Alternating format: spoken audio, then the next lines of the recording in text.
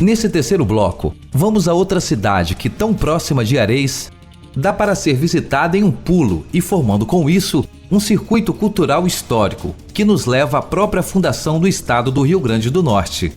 É a cidade de Conguaretama. Como toda cidade do interior, Conguaretama é rica em histórias e lendas. Entre as lendas de Conguaretama está a lenda da baleia da Igreja Matriz. Isso mesmo, uma lenda de uma baleia na igreja. Segundo a lenda, muito conhecida na cidade, esta baleia despertaria do seu sono se alguém retirasse a imagem da padroeira do altar da matriz. A lenda é contada que abriria uma fenda sobre a base da igreja e a jorraria um rio que seria por onde a tal baleia sairia. Porque aqui era o cais, né? O cais do porto era aqui. Aí depois que aterrou aqui, aí foi lá para baixo mais, que chama lá como é lá o porto. É. E quando tem missa? É. Aí quando tem missa aí ela fica estremecendo aí embaixo aí. O pessoal comenta que quando tá tendo missa ela fica estremecendo aí embaixo aí. Aquele barulho grande. A bicha é velha aí que tem aí embaixo aí. É grande e graúda. Graúda. Diz o pessoal aí. Lendas à partes. Agora seguimos para o local mais famoso e histórico da cidade. Antes do raiar do sol, seguimos de carro, em plena madrugada, ao sítio do Martírio do Cunhaú e Uruaçu, em um local de símbolo de luta e fé. Vamos entrar agora nas profundezas do passado histórico do Rio Grande do Norte. Vamos conhecer uma história de luta, resistência, fé e sobrevivência.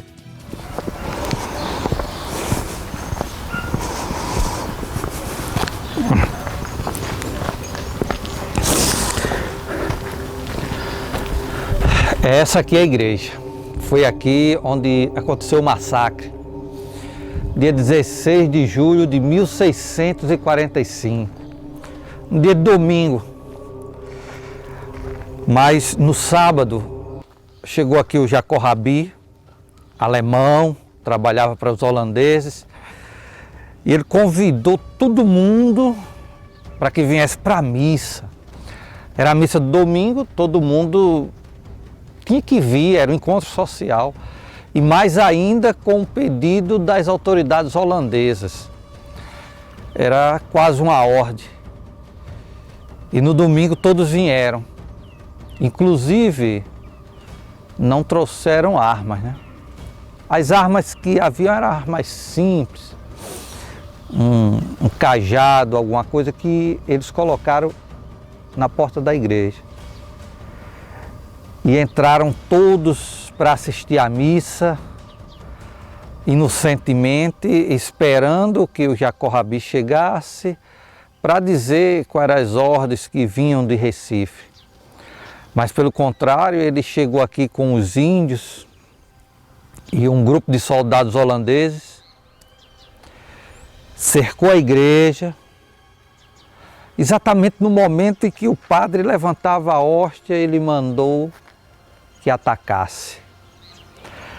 Deve ter sido assim, um momento terrível para aquelas pessoas desarmadas e pego também num momento de covardia, para que elas ficassem indefesas ali dentro daquela igreja.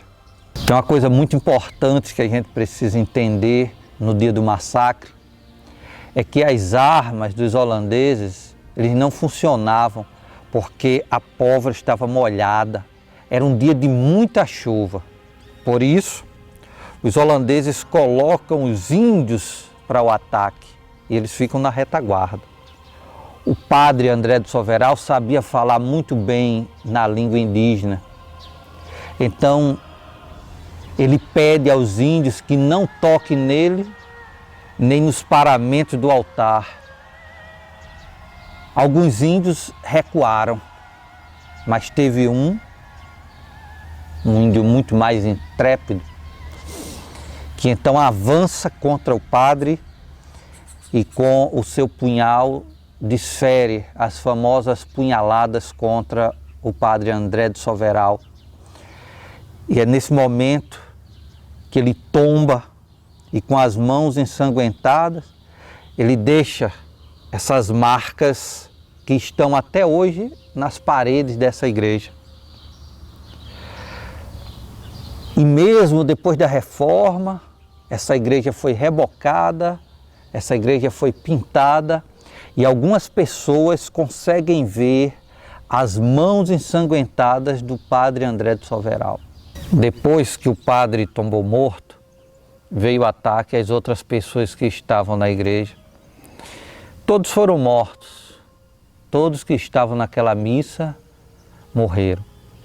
Os índios e os holandeses cercaram a igreja, fecharam suas portas e covardemente massacraram a todos que estavam naquela missa, sem armas. Aqueles fiéis apenas usaram a oração como defesa e a promessa de que iriam para o céu. Depois desse massacre dentro da igreja, os soldados e os índios atacaram o restante das casas em volta. Apenas Gonçalo de Oliveira e 2 dos seus serviçais conseguiram escapar com vida do massacre. Eles estavam na Casa Grande e fugiram através de uma brecha que fizeram no telhado e tomaram as matas escuras em busca de refúgios. Com o sol já ficando alto e dando ao mundo vida, prossigo em descobrir mais sobre a história de Conguaretama, dos mártires do estado do Rio Grande do Norte, agora indo direto ao engenho, que foi o primeiro do estado, antes da capitania do Rio Grande do Norte. Desse engenho aqui, que é o engenho Cunhaú original, saiu o primeiro imposto pago na capitania do Rio Grande do Norte. E para surpresa nossa, foi o imposto pago sobre a fabricação de cachaça. Bom, nós estamos aqui na primeira usina de açúcar do Rio Grande do Norte. Aqui está a chaminé. É a usina Maranhão, de 1910. Canguaretama tem isso para o Rio Grande do Norte, essa tradição com o açúcar. Além do primeiro engenho, a primeira usina de açúcar do Rio Grande do Norte. E aqui também, assim como o Cunhaú, é um sítio arqueológico incrível, onde a gente vai encontrar no lixo a riqueza do lugar. Os cacos da louça que era utilizada aqui nesse centro de produção. Uma grande riqueza que a gente tem no nosso município. Vamos conversar agora com o secretário de Turismo, Paulo César, que dá medida do que deve ser feito para melhorar a visualidade de Conguaretama. A Barra do Cunhaú cresceu, o turismo avançou e aumentou a demanda por melhorias da infraestrutura da praia. A Prefeitura Municipal de Canguaretama, através da Secretaria de Turismo, dentro do seu plano de trabalho, definiu metas e projetos que permitam, daqui para frente, melhorias na sua infraestrutura. São ações como projetos da urbanização da praia, reforma do centro de turismo, reforma do centro de informações turísticas e ações e projetos que permitam o lazer e entretenimento daqueles que procuram a nossa praia. São projetos culturais, sociais, esportivos, aproveitando esse rio Cunhaú com suas águas limpas, que permitem todo um esporte náutico, a vela e a motor, o kitesurf, o esqui aquático, enfim, uma praia onde você tem de forma harmoniosa o rio e o mar. Conversando com a prefeita, ela nos dá o que pode ser feito para ser melhorado. A administração, a partir do momento em que eu assumi, eu já tinha um objetivo e uma proposta de governo que seria fazer com que os serviços básicos de saúde, serviços básicos de saúde, de educação, de assistência aos mais carentes, o plano habitacional, que atendesse a todas as necessidades da população.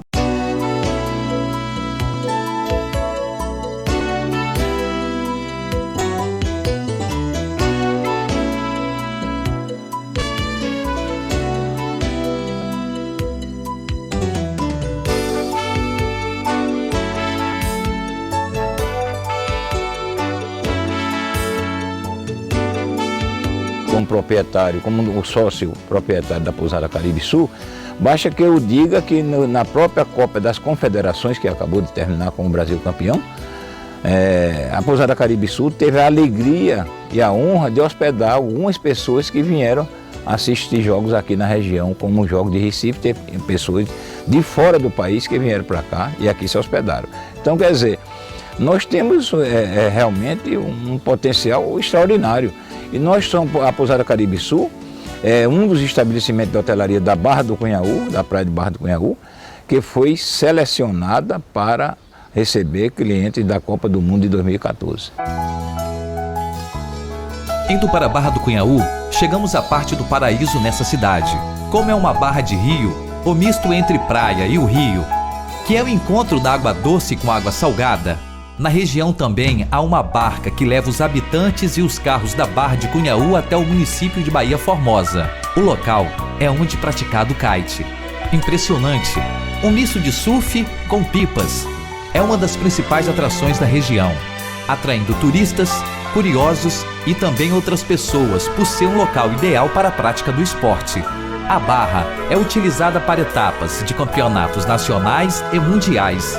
Outro passeio muito interessante é uma boa aventura. Se chama o Passeio da Amazônia Potiguar. Grandes espelhos d'água se formam ao longo do passeio. Dá vontade mesmo de dar um mergulho. O projeto Ecoturismo possui esse nome porque, ao mesmo tempo em que replanta árvores, gera capital para a região e conscientização. Os passeios são feitos por 4 barcos, que comportam entre 65 e até 100 pessoas. Há 2 opções de percursos. O tradicional, com uma bela parada para um ótimo banho na ilha de Restinga, é um local com bares e belas e rústicas barracas para descansar e servir uma comida aos visitantes que estiverem com fome. Depois, já de uma bela jornada, você pode seguir o outro percurso, pelos mangues do rio Curumataú. São passeios que valem muito a pena. Não, agora ela já se sujou, tadinha, deixa ela tirar. Mais em cima um pouco agora. Sobe mais um pouco a mão, vem. Vai encontrar como se fosse uma pedra. Aê! Aê!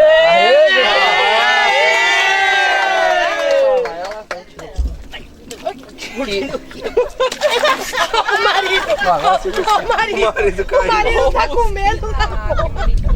Ai, que lindo! Obrigado.